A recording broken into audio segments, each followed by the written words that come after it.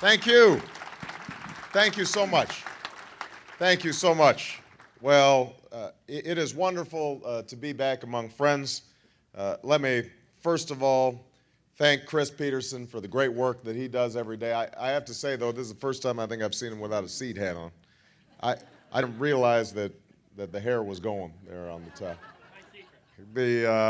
But Chris is just a wonderful person and a great advocate. And Tom Bias, who is just a wonderful leader, and I consider him a friend, so I'm grateful to both of them for their outstanding work. I also want to acknowledge Dave Murphy, the CFO for the Iowa Farmers Union, for the wonderful work that he did organizing this event.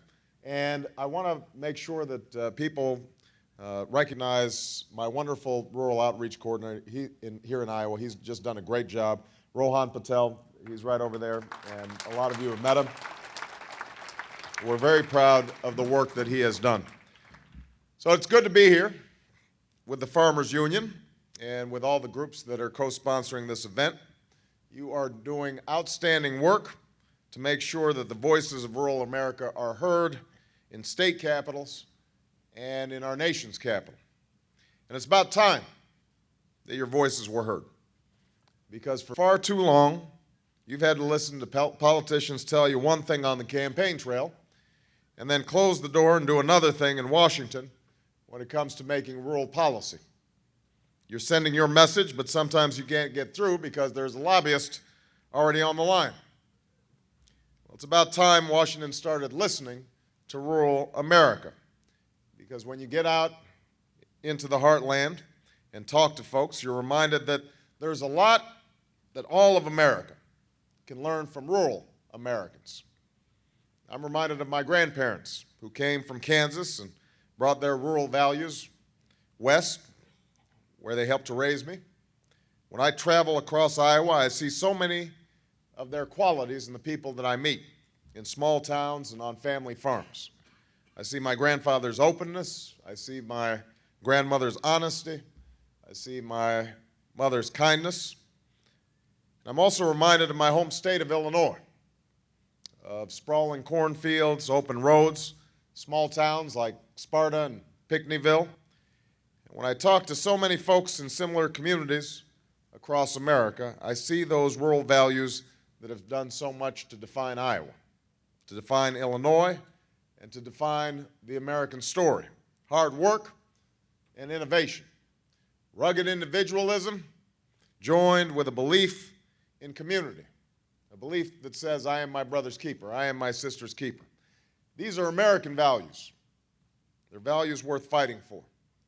They are values that I will fight for as President of the United States of America.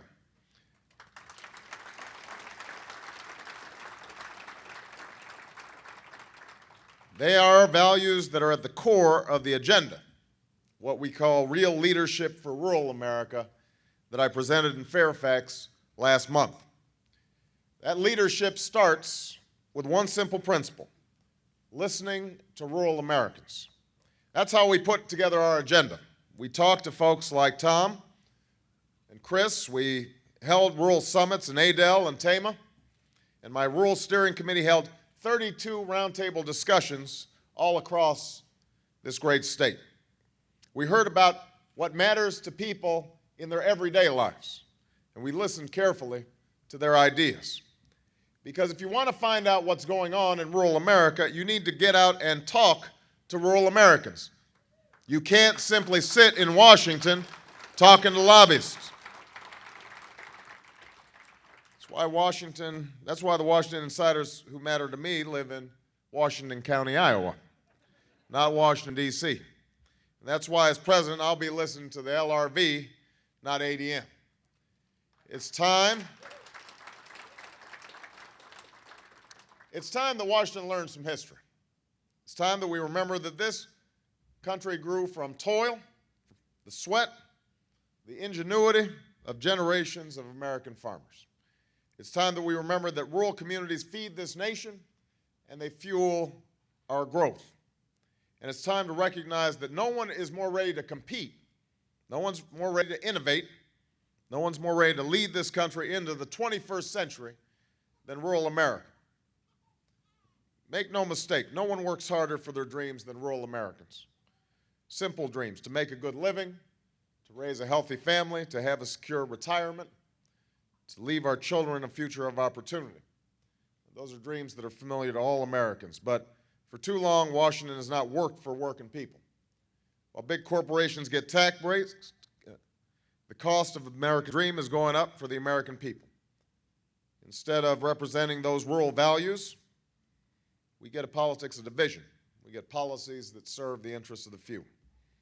As a result, family farmers are getting squeezed. And I'm not telling you anything you don't know, because I've been listening to you in shaping my agenda.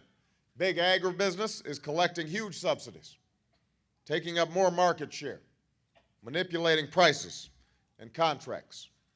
Over the past decade, we've handed out $1.3 billion in federal farm money to people who aren't even farmers. We've got farm money going to Fortune 500 companies. Meanwhile, for an expensive steak, a small farmer gets less than $1. For a loaf of bread, it's a dime. That's what's happening when rural policy gets made in the back rooms by lobbyists in Washington. And that's what I'll fight to change on my first day in office. That's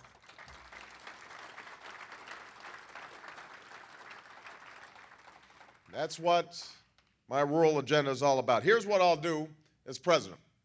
I'll immediately implement country of origin labeling, because Americans should know where their food comes from.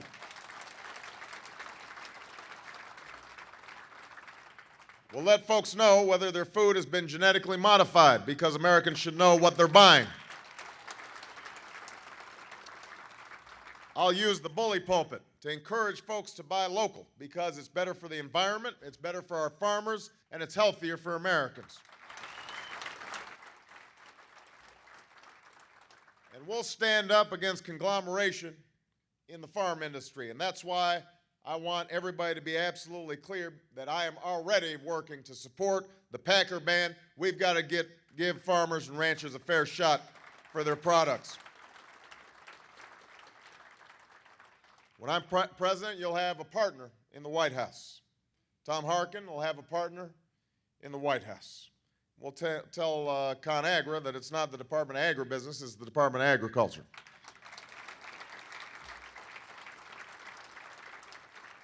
We're going to put the people's interests ahead of the special interests. I've got a track record here. In the Illinois Senate, I led the fight to take out money in politics, and we passed the most far-reaching ethics reform in 25 years. In the United States Senate, I challenged leaders of both parties and pushed through landmark ethics reform. On this campaign, we're not taking a dime from political action committees or Washington lobbyists.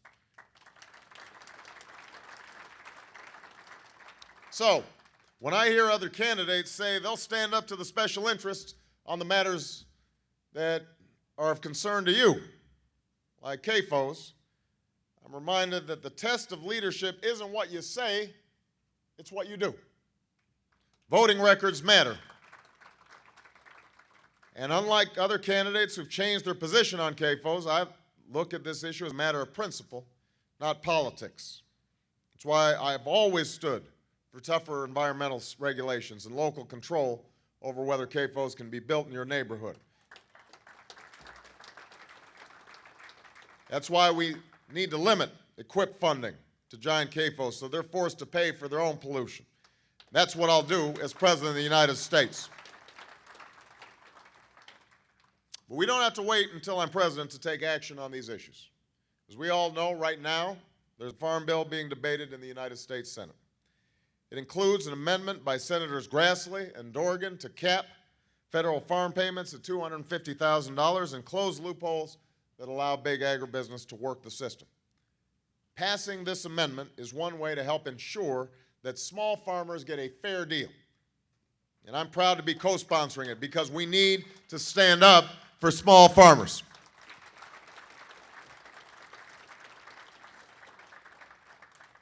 Every time we lose a family farm, we lose something that is distinctly American, something that's an important part of who we are, something that is an important part of what binds us together as a people. But this is more about what we have. It's about investing in what we might be if we seize the opportunities that have been created and are being created by America's farmers. And I've been fighting for renewable energy sources for a decade, for wind and solar, for biodiesel and ethanol. And when I'm president, we'll tap the resources, the innovation, and the hard work that you find in rural communities across this country.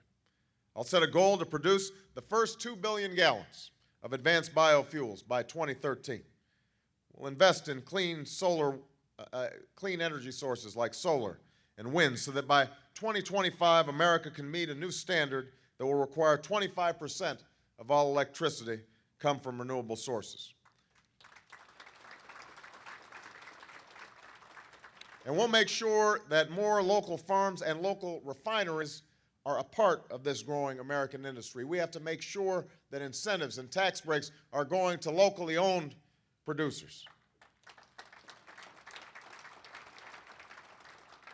We can lift up our rural economy.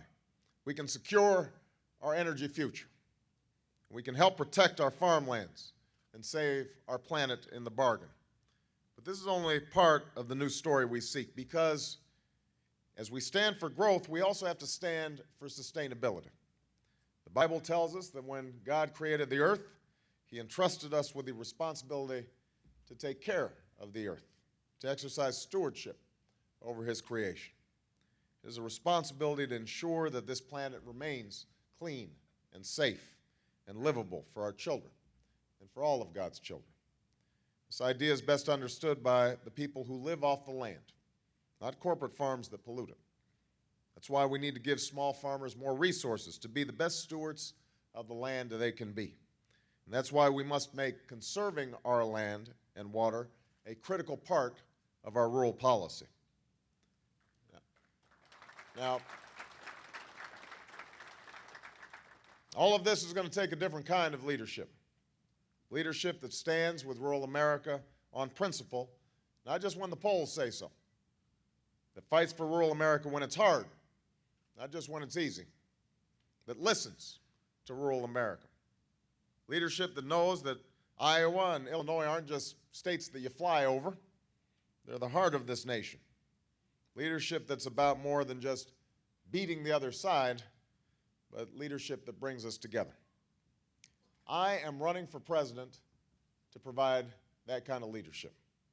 And that's not just something I say during the campaign. It's what I'll do as president. After I'm elected, I will ask Democrats and Republicans to come together for a summit on rural America. And I won't be holding it in Washington. We'll meet right here in Iowa. We'll listen to you. We'll come together in a bipartisan way. And we'll take action on a rural agenda in my first 100 days in office.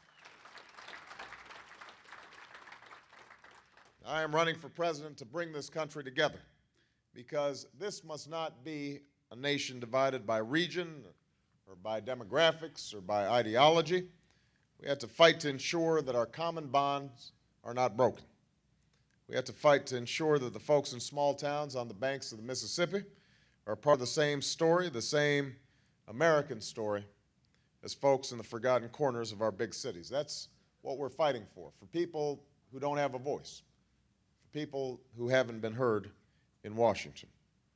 I'm running for president because we're not going to get this done if we settle for anything less than fundamental change. Not just change as a slogan, but real, meaningful change that America can believe in. And that change has always come from the bottom up. It comes from farmers who get up before dawn. It comes from folks coming together for their community and for their country. It comes from the people like you who are part of the Farmers Union. Rugged individualism linked up with a sense of community. Rural values, American values. That's what so many Americans want to reaffirm in this election. That's what we need to do to reclaim this country. Thank you very much, everybody. I appreciate you. Thank you.